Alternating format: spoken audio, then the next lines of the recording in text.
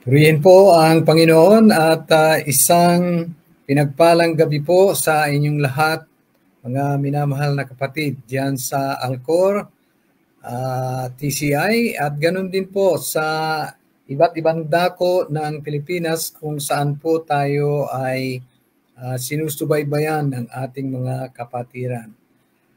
Nagpapasalamat po ako sa Panginoon dahil sa patuloy po niyang provision at pag-iingat sa bawat isa sa atin at sa pagkakataong pong tulad nito na bagamat tayo po ay magkakalayo, tayo po ay nagkakaisa sa puso, sa isip, sa ating diwa, sa espiritu, sa pagsamba po sa ating mapagmahal na Diyos.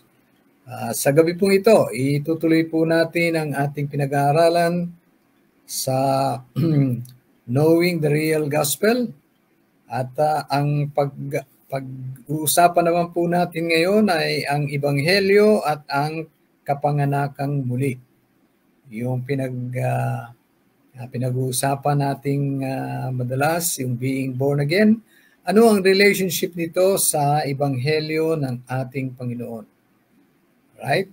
At ako po ay nagagalak na sa susunod pong Biyernes, tayo po ay magkakasama na physically at hinihingi ko po ang inyong panalangin para sa aking pong pagbabalik dyan. Ako po ay ingatan ng Panginoon, 10 ng aking mga kasamahan at makarating po, makabalik muli ng maluwalhati at ligtas dyan po sa Qatar. At sa susunod pong Biyernes, tayo po ay magkakasama na physically. At tutuloy po natin ang ating pag-aaral na ito. Ang ating pong key passages ay masumpungan po sa 1 Peter 1:23 and 25. Ang sabi po dyan, having born again, not of corruptible seed, but incorruptible, through the word of God, which lives and abides forever. But the word of the Lord, yan din po yung word of God, endures forever. Now, this is the word which by the gospel was preached to you. Dito po, makikita ninyo na malinaw na sinasabi po at inihayag ng Diyos kay Apostle Peter na ang kapanganakan pong muli ay sa pamamagitan ng salita ng Diyos. At dito, tinukoy din pong malinaw kung ano ang tinatawag niyang salita ng Diyos. Right? Hindi po ang buong Biblia. Kasi pagka po binanggit yung salitang Word of God o kaya Word of the Lord, ang una pong pumapasok sa ating isipan dahil ito po ang ating nakagisnan at ito ang ating pong tradisyon na paniniwala na ang salita ng Diyos ay ang banal na kasulatan, ang Biblia. Pero dito, specific po, very specific, ang tinutukoy na Word of God. At walang iba kundi ito ang ebanghelyo na naipangaral sa inyo o naipangaral po sa atin. So, malinaw naman po para sa atin. Pang-siyam na yugto na po ito sa ating pag-aaral. So, alam na natin kung anong ibig sabihin ng gospel. Ang gospel po ay ang pagkakatawang tao ng ating Panginoong Jesucristo, ang kanyang sakdal na pagsunod, ang kanyang sakdal na buhay, ng sakdal na katwiran sa pagsunod sa kalooban ng Diyos at ang kanyang kamatayan sa cross para po sa kabayaran ng ating kasalanan at ang muli niyang pagkabuhay bilang tanda po na yung ginawa niya po para sa atin. Yung kanyang sakdal na pagsunod na hinihingi sa atin ng Diyos na hindi natin maipagkaloob at gayon din yung kamatayan bilang parusa sa ating mga kasalanan. Yan po ay tinanggap ng Ama para sa atin. Kaya nga po binuhay siyang muli. Ang ibig sabihin niyan, tapos na ang pagliligtas na ginawa ng ating Panginoong Kristo. Ayan. So yan po yung gospel na tinatawag natin. At tayo po ay naipapanganak na muli sa Espiritu. Ating maunawaan yan lalo na sa ating pong pagpapatuloy ng pag-aaral na ito sa gabing ito, na tayo po ay naipanganak na muli sa pamamagitan po ng pananampalataya natin sa Ebanghelyo ng ating Panginoong Kristo na naunang inaipangaral na sa atin. Yan. So yan po ang ating key passages na malinaw na naghahayag po sa atin na ang kapanganakang muli o yung tinatawag nating being born again ay sa pamamagitan po ng salita ng Diyos na walang iba kundi ang Ebanghelyo ng ating Panginoon. Tayo po muna ay manalangin at hingin po natin sa ating mapagmahal na Diyos ang kanyang banal na Espiritu ang siyang mag-guide po sa atin sa pag-aaral natin ito upang siya po ang manguna sa atin upang maunawaan po natin ang mga pag-aaralan natin. Tayo po ay manalangin, dakila namin Diyos sa mga banal na makapangyarihan sa lahat. Tunay na napakabuti niyo po sa aming mga anak ninyo na patuloy niyo pong kinakalinga, patuloy niyong iniingatan at tinunugtungan ang buhay na temporal na ito, Panginoon. At binibigyan ng pagkakataong tulad nito na bagamat kami magkakalayo, kami po ay sama-sama sa diwa, sa isip, sa espiritu na sumasamba sa inyong dakilang pangalan. Pagpalain niyo po ang gabing ito para sa amin, lalo na po sa amin pong pag-aaral ng Ebanghelyo at ang relasyon po nito sa kapanganakang muli ng bawat isa sa amin sa Espiritu. Pangunahan nawa po kami ng banal na Espiritu sa amin pong pag-aaral na ito upang sa gayon siya po ang magbukas ng aming puso't isipan upang maunawaan po namin ang mga pag-aaralan namin sa gabing ito. Ipagpatawad, Ama, ang aming mga nagawang pagkukulang at pagkakasala sa inyo. At ingatan po kami sa kapayapaan samantalang kami po ay nag-aaral ng inyong mga banal na kasulatan. Ito po ang aming samot dalangin sa matamis na pangalan ng aming Panginoong Yesus. Amen. Ayan. Ito pong ating pag-aaralang ito ay tatalakayin natin dito at bibigyan ng koreksyon ang isa pong maling pangunawa ng mga Kristiyano tungkol sa Ebanghelyo at sa kapanganakang muli. May mga Kristiyano po ang naniniwala na walang kinalaman ang Ebanghelyo, right? At ang pangaral nito, walang kinalaman sa pagiging born again. Ibig sabihin, pwede kang ma-born again na hindi mo pa naririnig ang Ebanghelyo. Okay? Ibig sabihin po, basta bubuhayin kang muli sa Espiritu, right? Ipapanganak kang muli sa Espiritu. Kung tawagin po yan ng iba ay regeneration by the Spirit. Ikaw ay mariregenerate o maipapanganak na muli nang kahit na hindi mo naririnig ang Ebanghelyo ng ating Panginoon. Kaya nga po gusto nating ituwid ang maling unawang yan sa pamamagitan po ng pag-aaral kung ano talaga ang tinuturo ng banal na kasulatan tungkol po sa Ebanghelyo at ang relasyon nito sa kapanganakang muli. Pwede ka bang maipanganak na muli na hindi mo naririnig ang Ebanghelyo ng ating Panginoon?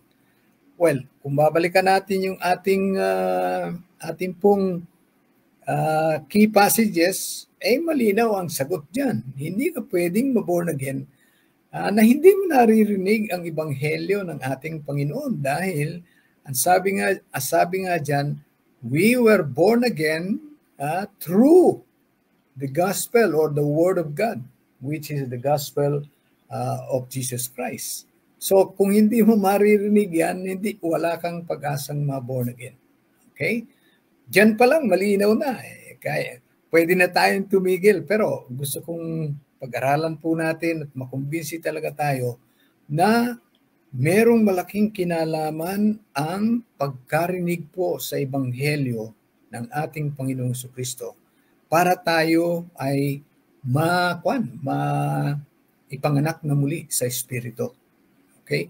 Kaya po tinawag itong born again o may panganak sa Espiritu dahil ang una po nating kapanganakan ay yung natural nating kapanganakan. Yung tayo ay ipinanganak po ng ating ina. Right?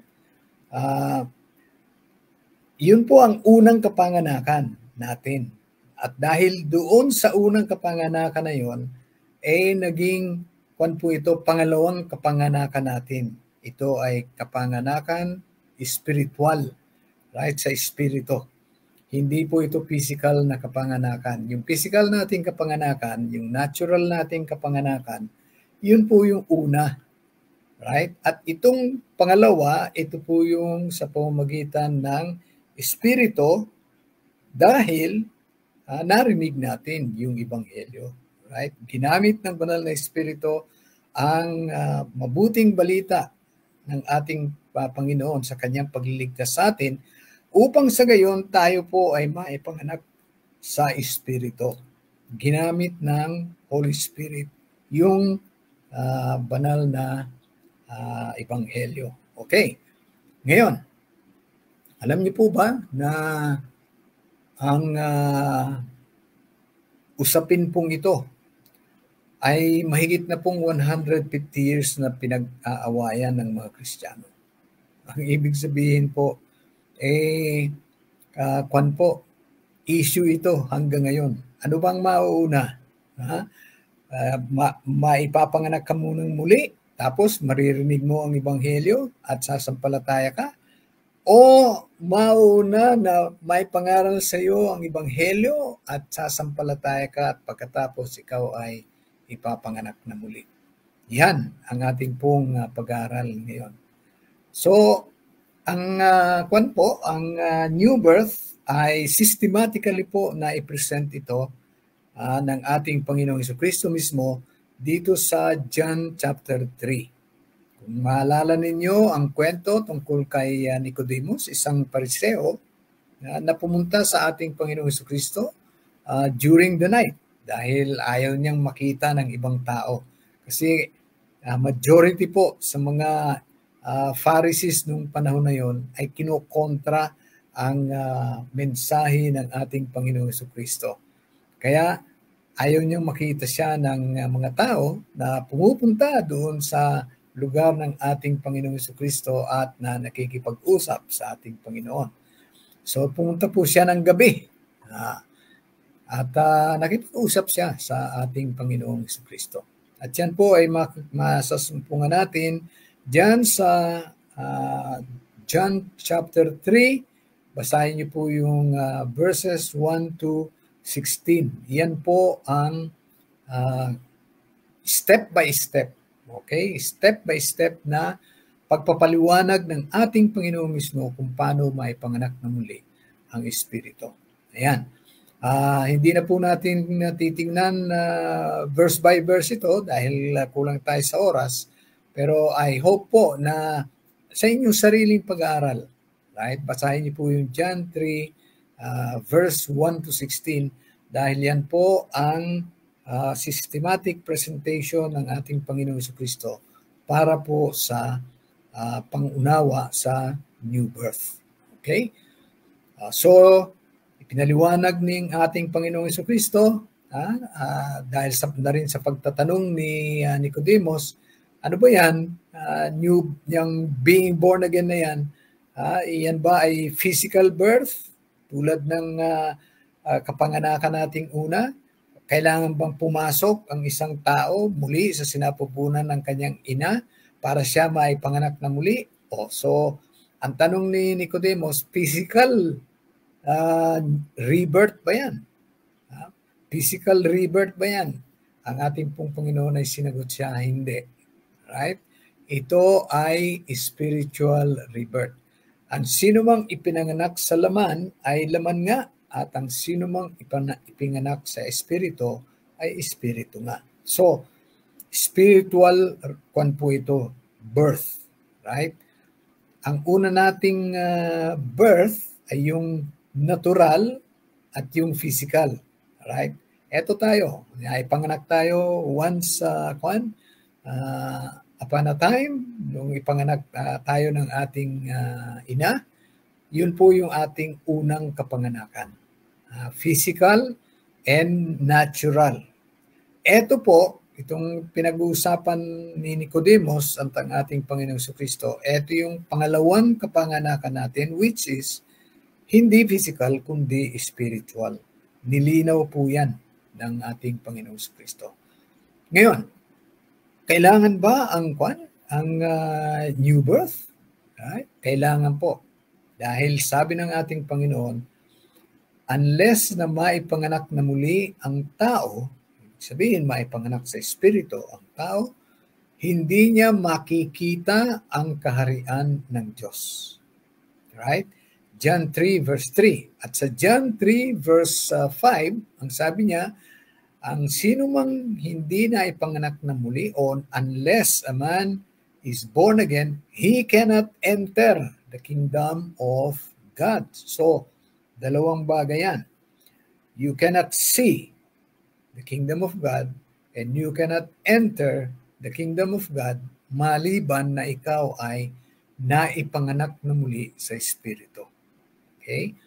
So, ang ibig sabihin po niyan, siyempre, bago mo mapasok ang isang bagay o ang isang pinto, kailangan makita mo muna yung pinto. Tulad din naman ito. Unless you see the kingdom of God, hindi ka pwedeng mag-enter. Dahil hindi mo pa nakikita eh. And only those who have been born again, right? Ito pong pagiging born again, hindi po ito religion. Okay? Kasi kumisan, pagka tayo po nag-fill up ng mga biodata natin o kaya ng anumang pong document ay hinihingi yung ating religion, kadalasan po ang sinusulat ng iba, born again. Right? Hindi po religion ang being born again. Ito po ay isang karanasan na dumarating po sa isang tao na nakarinig ng ebanghelyo ng ating Panginoon at sumampalataya. At dahil po doon, siya ay pinanahanan ng banal na Espiritu. Sa born again po, yung experience ng being born again, pananahanan ka ng banal na Espiritu pagkatapos mong sampalatayanan ang ebanghelyo ng ating Panginoong Jesucristo. At yung banal na Espiritu pong yun ang magbibigay sa atin o lalalang sa atin, right, ng bagong likas. Yun po yung tinatawag nating new man. Yung ating old man, yun po yung kaakibat ng ating unang pagkatao, unang kapanganakan. Yung kaakibat ng una nating kapanganakan, kasabay nun po ay yung ating old man. Ngayon, pagka ikaw ay nakarinig ng ebanghelyo at sinampalatayanan mo ito, mananahan sa iyo ang banal na Espiritu at ipapanganak kang muli. Ito naman yung tinatawag nating new man. Okay? Ngayon, baka magkaroon kayo ng maling pangunawa na yung old man ay wala na at yung new man na lang ang natitira sa atin pagka tayo po ay nanampalataya sa ating Panginoong Jesucristo. Hindi po. Yung ating old man, itong nakikita mo buong ito at saka yung sinful nature na nandito, yan pa rin, nandyan pa rin, right? The sinful nature remains even after believing in the Lord Jesus Christ. Pero ang pagkakaiba nito, although it remains, dahil meron ka ng bagong nature, yung new man, right? Hindi na po nasusunod yung kagustuhan ng ating old nature, kundi yung bagong nature na po ang nasusunod. Okay? Ang ibig sabihin po niyan, pagka tayo inaipanganak na muli, nagbabago po yung ating taste sa mga bagay-bagay. Yung ating pong dating gusto, ngayon hindi na natin gusto. Kung yung mga dating lugar na pinupuntahan natin na hindi sang-ayon sa kalooban ng Panginoong Diyos, ay hindi na natin pinupuntahan. Yung mga dating gawi na hindi sang-ayon sa kalooban ng Diyos ay hindi na natin ginagawa. Tayo po ay binigyan ng bagong panlasa, makalangit na panlasa. Mas gusto natin yung makarinig po ng mga makalangit na awitin. Dati, ang mga makamundong awitin lang ang atin pong kinahihiligan na awitin. Pero pagka kayo ay pinanganak na muli, right? Magbabago po yung inyong pananaw sa buhay, magbabago ang takbo ng iyong buhay, magbabago po ang iyong ugali, magbabago yung mga habits mo, right? Hindi naman po yung hindi ko sinasabing biglaan. Sometimes it takes years para maiwaksi mo yung mga dati mong ginagawang masama at yung mabuting gustong gawin ng banal na espiritu sa buhay mo ay magawa mo. Sometimes it takes time. Doon naman sa iba, mabilis ang kanila pong growth. Nasa kwan po yan, nasa laki ng pananampalataya. Kung maliit ang pananampalataya mo at mabagal na lumago, o ayan, makikita sa buhay mo, may pagbabago pero mabagal. Pero kung madalas kang makarinig ng salita ng Diyos, dahil yan po ang susi para lalong lumakas ang iyong pananampalataya. Remember, faith comes by hearing the word about Christ. So, kung lagi kang nakakapakinig, lalo na kung ikaw mismo nag-aaral ka ng banal na kasulatan tungkol sa ating Panginoong Kristo, lalo pong magiging mabilis ang paglago mo spiritual. Okay? Lalong makikita yung resulta po nung kapanganakan mong muli. Dahil ang ibig lang pong sabihin ng kapanganakang muli, talagang may pagbabago na makikita sa buhay mo. Yung mga dating ginagawa mo na hindi sang-ayon sa kalooban ng Diyos, unti-unti yan, nawawala sa iyo. Binabago ng Diyos ang mga interest mo. Dati hindi ka interesado na makinig sa salita ng Diyos. Hindi ka interesado na makinig sa mga makalangit na awitin. Mababago yan. Ayan. Ang katunayan yan, ayan, ebidensya na nagbago yung mga taste ninyo. Natin. Gusto na natin yung praise and worship, gusto na natin yung prayer, gusto na natin yung makinig sa preaching. Tulad nito, ibig sabihin po, nagbago na yung ating panlasa. Nagbago na ang direksyon ng ating buhay. Kung dati-dati, hindi natin kinukonsulta ang Diyos. Kung dati-dati, kung ano yung maisipan natin, yun ang gagawin natin. Ngayon po, kinukonsulta na natin ang Diyos. Sa lahat ng aspeto ng ating buhay, gusto natin na may kinalaman ang Diyos. Right? Kahit na sa mga trabaho natin, kinukonsulta natin ang Diyos. Right? Kahit na sa araw-araw na mga trabaho po natin, lalo na pagka medyo mahirap, right? Kailangan po kinukonsulto natin ang Diyos. Lord, ano bang gagawin ko dito? Medyo mahirap itong trabaho ko ngayon. Bibigyan tayo ng wisdom ng Diyos, right? So, magbabago talaga yung outlook mo sa buhay pagka naipanganak ka ng muli. At alam ko na ito'y nararanasan ninyo, right? Kaya kayo nandito sa panambahan ay dahil po naipanganak na kayong muli. Nagbago na yung taste natin. Okay? Yan po ang ibig sabihin ng new birth. Ang banal na espiritu ay nananahan na sa atin at nag-create na po siya, lumalang na siya ng bagong tao o bagong nature sa atin. At itong bagong nature na ito ay yun ang kumukontra po doon sa ating dating matandang pagkatao. Na ang hilig po nitong matandang pagkataong ito ay yung mga labag sa kalooban ng Diyos. Yan po ang gustong gawin niya. Okay? Kaya ngayon, may pagtatalo na sa loob natin. Pagka meron tayong gawain, right? Sa church, meron pong diyan sa loob natin na nagsasabing, sige, natutuwa ka. Makakarinig ka na naman ng praise and worship, makakakanta ka para sa Panginoon, makakarinig ka ng salita ng Diyos. Meron po sa atin na nararamdamang galak. Pero, nandun din kaakibat nun, meron din something sa atin na nagsasabing, marami kang gagawin. Ipagpaliban mo na muna yung pagpunta sa church. Kwan po yan.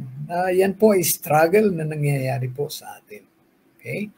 Na nangangahulugan lang po na tayo ay napanganak ng muli. Kung hindi pa tayo naipanganak na muli, walang struggle po. Right? Kung ano yung gugustuhin natin gawin, gagawin natin. Ang nakakapigil lang sa atin, baka tayo mahuli ng batas ng tao at makulong. Pero sa mga naborn again na po, right, ang pumipigil na talaga sa atin ay ang banal na Espiritu at yung bagong likas na nasa atin. Yan ang pumipigil. Pagka gagawa tayo ng alam natin na hindi sang-ayon sa kalooban ng Diyos, merong conviction yan ng banal na Espiritu. Wag mong gagawin. Okay? At kung gusto po natin lumago, kailangan po yung mga conviction na yan na ayon sa kalooban ng Diyos. Yan po ang lagi nating sinusunod. Okay. Ngayon, papaano maboborn again ang isang tao? Tulad nga po nung ating pong we are born again through the Word of God. Yan. Ngayon, gusto natin bakit kailangan munang marinig ang Ebanghelyo? Right? Bago ka ma-born again. Kasi po, merong problema ang tao. Ang problema ng tao, tayo po ay nahiwalay sa Diyos sa pamamagitan ng ating mga kasalanan. Sin separates us from God.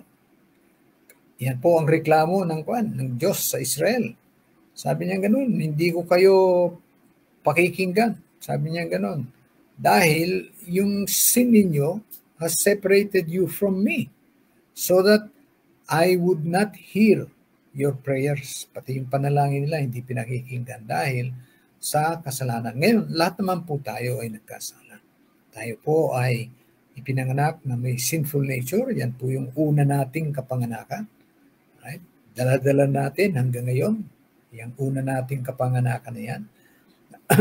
At dahil po dyan, unang-una yung sinful nature natin, tapos nagagawa natin yung mga udyok ng sinful nature natin sa pamamagitan ng salita at sa gawa, sa isip, right? Nakukuhan po natin, nasusunod natin yung sinful nature natin. So, lalo pong lumalaki yung atraso natin sa Diyos. Tandaan nyo, ang bayad ng kasalanan ay kamatayan. So, paano tayo maboborn again? Meron tayong atraso sa Diyos. Meron tayong utang na kamatayan sa Diyos dahil sa ating mga nagawang kasalanan. Kailangan mawala muna yung ating utang na yon. Kailangan mawala muna yung guilt natin, yung responsibility natin sa ating kasalanan. Kailangan po mawala muna yon. Kailangan ma-declare tayong hindi guilty. Bago tayo po gawan ng mabuti ng Diyos dito sa ating loob. Right? At yan po ay pinaliwanag sa pamamagitan ng pagbibigay ng Diyos ng isang aklat sa atin, yung Book of Romans. Nandyan po, malinaw, step by step, systematically, i-present po ng Diyos kung papaanong ang taong nagkasala sa harapan ng Diyos ay pwedeng ma-declare na not guilty. Okay? Ang ibig sabihin, i-declare kang matuwid sa harap ng Diyos na para bang hindi ka nagkasala. At kapag ikaw ay na-declare na na walang pagkakasala sa harap ng Diyos. Sa paanong paraan? Kapag yung ginawa ni Jesus Christ ay ibinilang na sa'yo. Ano ba yung ginawa ni Jesus Christ? Right? Ito po'y lagi nating pinag-aaralan. Ang ginawa ni Jesus Christ, sinunod po niya o ibinigay niya sa Diyos yung dalawang kahilingan ng Diyos na hindi natin magawa sa pamamagitan ng ating sarili. Yung sakdal na pagsunod para bigyan tayo ng buhay na walang hanggan, hindi po natin magawa yan. Tandaan po natin, yung ating madalas na pag-aralan, may kahilingan ng Diyos sa atin, sakdal na pagsunod para manatili po tayong buhay magpakailanman. Right? Ibig sabihin, perfect obedience para magkaroon tayo ng eternal life. Hindi natin maipagkakaloob yan dahil po mula pa sa pasimula ng ating buhay, makasalanan na tayo. Kaya disqualified na tayo doon, hindi na tayo talaga magagawa yung perfect obedience. At dahil hindi natin maibigay ang perfect obedience, ibig sabihin, nagkasala na tayo, yung pangalawang kahilingan ng Diyos sa atin ay yung mamatay tayo bilang bayad ng kasalanan. Na hindi rin natin magagawa. Dahil kung tayo ang magbabayad, walang katapusang pagbabayad yan. Ibig sabihin, hindi tayo makakapagbayad ng ating kasalanan magpakailanman. Bakit? The wages of sin is death. So, ibig sabihin, magbabayad ka, eternal death yan. Ibig sabihin, walang katapusan. Right? So, ngayon, dahil mahal tayo ng Diyos, siya po ang gumawa ng paraan. Para sa ganon, yung hinihingi niya sa atin na hindi natin maipagkaloob, ay maipagkaloob natin sa pamamagitan po ng ating Panginoong Jesucristo. Siya yung gumawa nung hinihiling sa atin ng Diyos na hindi natin magawa. Sinunod niya ang kalooban ng Diyos na sakdal, hindi para sa kanyang sarili, kundi para sa atin. At siya po ay namatay sa krus ng Kalbaryo, hindi para sa kanyang sarili, kundi para sa kabayaran ng ating mga kasalanan. So, yun ang mabuting balita ng Ebanghelyo. Na pagka sinampalatayanan mo yan, ang gagawin ng ating Panginoong Diyos, i-declare ka niya na not guilty. Bakit? Bayad ka na eh. So, hindi ka na guilty. Tulad sa kanyan na batas ng tao. Pagka yung atraso mo ay binayaran mo na, hindi ka na palalayain ka na. Hindi ka na guilty. Right? Pagka nabayaran mo yung krimen na nagawa mo. Kaya, dahil sa ang ating Panginoong Jesucristo po, ang nagbayad ng ating mga kasalanan, at yun ay sinampalatayanan natin, yun lang naman ang hinihingi ng Diyos sampalatayanan natin yun. Tayo po ay i-declare na not guilty. Sipin nyo yun. At yung kanyang katwiran na sakdal ay ibibilang din sa atin. Hindi lang tayo ipoproclaim na not guilty ng Diyos, bibigyan pa tayo ng buhay na walang hanggan dahil doon sa sakdal na pagsunod ng ating Panginoong Kristo. Ngayon, ibig sabihin yan, pwede na po tayong gawan ng iba pang mabubuting bagay ng ating Panginoon pagkatapos na tayo po ay ma-declare na not guilty at pagkatapos na tayo ay masumpungang matwid sa harapan ng Diyos dahil doon sa ginawang katwiran ng ating Panginoon. Pagkatapos nun po, at saka pa lang tayo maipapanganak na muli. Yan po ay malinaw na binabanggit po sa, kung babasahin natin yung John 1 verses 12 and 13. Nako, napakalinaw po niyan. Alright? Napakalinaw. Ang sabi po diyan, yung lahat na sumampalataya sa ating Panginoong Jesucristo o lahat ng tumanggap sa ating Panginoong Jesucristo, isang kwan po yan, isang statement na kakwan din po, equivalent nung sumampalataya. Ito naman, tumanggap, right? Yung pagtanggap sa ating Panginoong Jesucristo, pagtanggap sa pamamagitan ng pananampalataya yan. So, pareho ang meaning niyan ng sumampalataya sa ating Panginoong Jesucristo. Kasi yung ibang mga Kristiyano, dahil nagbago lang yung expression, at sasabihin nila, iba na naman yan. Hindi po. Yung pagtanggap sa ating Panginoong Kristo, ang ibig sabihin nun, pagtanggap sa pamamagitan ng pananampalataya sa ating Panginoong Kristo. So, yung mga tumanggap, as many as receive Him, to them He gave the power or the right to become the children of God. Yan. So, mauna po yung tatanggap bago ka magkaroon ng karapatan na maging anak ng Diyos. At pagkatapos na magkaroon ka ng karapatang maging anak ng Diyos, at saka ka ipapanganak sa Espiritu. Right? May nakita na ba naman kayong illegitimate children of God? Hindi. Kailangan muna mabigyan ka ng karapatan na maging anak ng Diyos by adoption. At ma-adapt lang naman tayo sa pamamagitan ng pananampalataya natin doon sa ebanghelyo ng ating Panginoong Kristo. Ngayon, ang sabi ng iba naman, ang objection nila, paano kang sasampalataya? Kwan ka, patay ka sa espiritu. Right? Kaya ang sabi nila, kailangan ka munang mabuhay sa espiritu o ma-born again bago ka makasampalataya. Hindi po. Malinaw po dito sa John 5. Right? Ang sabi ng Panginoon, most assuredly I say to you, the hour is coming and now is. Ibig sabihin, nung panahon pa ni Jesus Christ, dumating na ito. Right? When the dead will hear the voice of the Son of God, and those who hear will live. Aba, sino raw po ang makakarinig sa tinig ng anak ng Diyos? Yung bambuhay ang makakarinig. Ang sabi niya, the time is coming and has now come, right? That the dead will hear the voice of the Son of God, and those who hear shall live. Aba, kung pala ito, yung hindi pala buhay. Ang pinag-uusapan po rito is spiritually dead, right? Physically, buhay. Pero sa harap ng Diyos, hanggat ikaw ay guilty, ang tingin ng Diyos sa'yo, patay ka.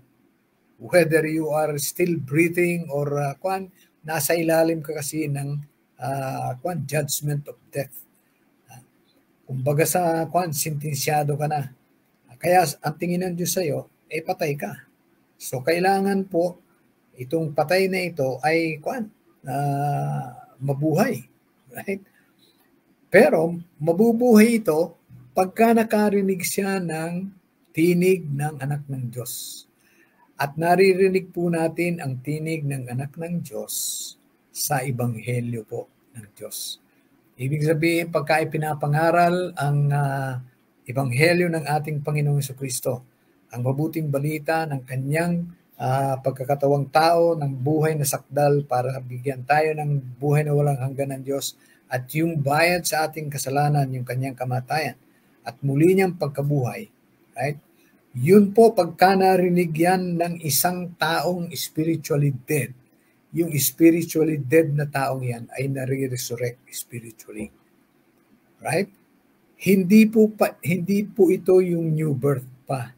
Kasi pagka ang new birth po ay umpisa ng buhay. Right? Ang resurrection naman po, pagka ikaw ay patay, ang tawag pagka ikaw ay nabuhay, ikaw ay patay tapos nabuhay ka, ang tawag po dyan resurrection. Right? Pagka ikaw naman wala ka pa, tapos ipinanganak ka, yun po ang tawag, yun po ang new birth, kung tawagin. Okay? So magkaiba po ito. Pagkapatay ka, at ikaw ay nabuhay, resurrection yun. Right? Pagka naman wala kang non-existent pa yung isang nature mo, yung new nature mo, pagkatapos create ng Diyos, ng banal na espiritu, yung new nature, yun ang new birth. Right? Kailangan maging malinaw sa atin yan. Yung new birth, umpisa ng buhay. Okay? Yung pong resurrection ay patay na binuhay. Okay? Yung isa po, yung new birth sa umpisa, beginning of life. Yun namang resurrection, yun po ang after death. Right? So, kailangan makita natin yung pagkakaiba niya.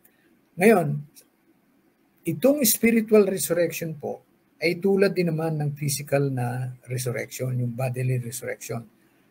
Kaya pinagdugtong po ito yung spiritual resurrection sa John 5:25 at yun namang physical o bodily resurrection sa John 5:28-29. Na ang ibig sabihin, kung papaano yung physical resurrection na may dalawang aspect, ganun din yung spiritual resurrection. Ano ba sa physical resurrection? Ang sabi po dyan, ng ating Panginoong Jesucristo sa John 5:28-29, darating ang araw, sabi niya gano'n, na ang lahat ng mga nasa graves will hear His voice and live and come out of the graves. Ibig sabihin, mariresurrect. Pero, may dalawang patutunguhan ang nare-resurrect. Right? Pagka na bodily resurrect ka, either na pupunta ka sa buhay, resurrection unto life, eternal, o kaya naman resurrection unto eternal damnation. Okay? Darating ang panahon, pagdating ni Jesus Christ, mare-resurrect lahat. Masama at mabuti, mare-resurrect lahat. Kaya lang, right? Yung pong mga naligtas na sumampalataya sa ating Panginoon Jesucristo, they will be resurrected to life eternal. Yun namang mga hindi sumampalataya, they will be resurrected to eternal punishment. Okay? To eternal death. So, ganun din sa Espiritu. Pagka ikaw ay na-resurrect spiritually, dalawang bagay ang mangyayari sa iyo. Either you will be resurrected spiritually to eternal life, o kaya naman you will be resurrected spiritually to eternal damnation. Paano po mangyayari yan? Pagka na-preach yung gospel, right? Yun po ang bumuhay sa atin spiritually. Pagka narinig, naunawaan natin yung gospel at tayo ay sumampalataya, yung ating pong spiritual resurrection is unto eternal life. Pero kung spiritually resurrect tayo at naunawaan natin ang naririnig nating gospel at nireject natin yung pong spiritual resurrection natin, ay unto eternal damnation. Okay? Tandaan ninyo ang sabi, for God so loved the world, that He gave His only begotten Son, that whosoever believed shall not perish but have eternal life. So, pagka na-spiritually resurrect ka at sinampalatayanan mo ang gospel na naririnig mo, may eternal life ka. Pero, kung nireject mo, you will perish. So, pagka ikaw ngayon ay tinanggap mo na yung ebanghelyo, right? That means your spiritual resurrection is unto life eternal. Then, bibigyan ka ng karapatang maging anak ng Diyos and you will be born again of the Spirit. Okay. So, hindi lang po yung verse na yan. Meron pa tayong verses na babasahin pa sa inyo para makita niyo po ang tunay na pagkakasunod-sunod ng mga events na ito. Okay? Dahil halimbawa, yung pong John 1:12 at saka 13. Tinanggap muna nila ang ating Panginoong Jesucristo, ibig sabihin sumampalataya sila. At pagka sumampalataya sila, ibig sabihin na declare po sila na walang not guilty and declared as righteous before God. Okay? So, bibigyan sila ng karapatang maging anak ng Diyos. And then, ma-born again sila pagka meron na silang right to become the children of God. Okay? Sa Ephesians 1:13, ganun din. Sabi po dyan, sa Ephesians 1:13, basahin po natin. Sa Ephesians 1:13.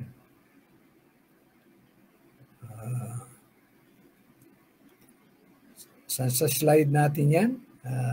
Tingnan po natin. Ayan. Sabi dito, in Him you also, after listening to the message of truth, the gospel of your salvation, having also believed, you were sealed in Him with the Holy Spirit of promise. So makikita nyo, kailangan marinig nyo muna, right? Yung message of truth, yung gospel of salvation, kailangan marinig nyo muna, mapakinggan, right? At pagkatapos, sumampalataya. At pagkatapos nun, at saka palang seselyuhan ng banal na Espiritu. Yun po yung pagpasok na ng banal na Espiritu sa katauhan ng believer. Right? Tandaan nyo, hindi papasukin at hindi mananahan sa isang tao ang banal na Espiritu unless na sumampalataya muna ang taong ito. At saka siya pananahanan ng banal na Espiritu. Ibig sabihin, pagka nanahanan na sa iyo ang banal na Espiritu, you will be born again. So, malinaw po ang banal na kasulatan. Right? Malaki ang kaugnayan ng preaching ng Ebanghelyo sa pagkapanganak na muli natin sa Espiritu. Hindi po totoo yung kailangan sumampalataya ka muna, tapos ma-born again ka muna, tapos sasampalataya ka sa Ebanghelyo, tapos maliligtas ka. Hindi. Una muna yung sasampalataya ka, at pagkatapos may papanganak kang muli dahil binigyan ka sa pagsampalataya mo, binigyan ka ng karapatang ipanganak na muli. Right? Binigyan ka ng karapatan na maging anak ng Diyos. And therefore, ipapanganak ka. Hindi ka ipapanganak na wala ka pang karapatang maging anak ng Diyos. Right? At para magkaroon ka ng karapatang maging anak ng Diyos, kailangan tanggapin mo siya. Okay? Kailangan tanggapin mo siya. So, purihin po ang Panginoon sa mga katotohanan ito na nagbibigay po sa atin ng tamang pangunawa tungkol sa kapanganakang muli at ang relationship nito sa Ebanghelyo ng ating Panginoon Kristo. Kaya ang Biblia po, alam niyo po, ine-emphasize nila ng Biblia yung pangangaral ng Ebanghelyo.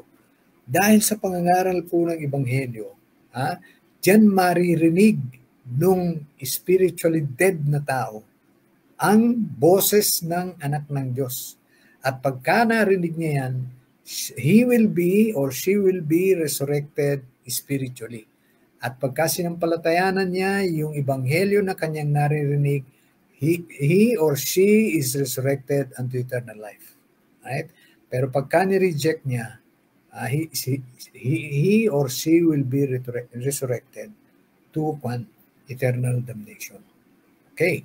So nauna po talaga yung pangangaral ng ebanghelyo para marinig ng patay sa espiritu, at pagkatapos ay sumampalataya, at pagkatapos ay maselyuhan, maipanganak na muli ng banal na espiritu.